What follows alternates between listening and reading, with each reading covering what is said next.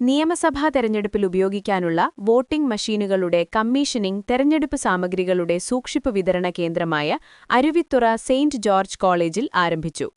Voting മെഷീനും വിവിപാറ്റും ശരിയായി പ്രവർത്തിക്കുന്നുണ്ടോ എന്നുറപ്പാക്കാൻ നടത്തുന്ന ഔദ്യോഗിക പരിശോധനയും തയ്യാറെടുപ്പുമാണിത്.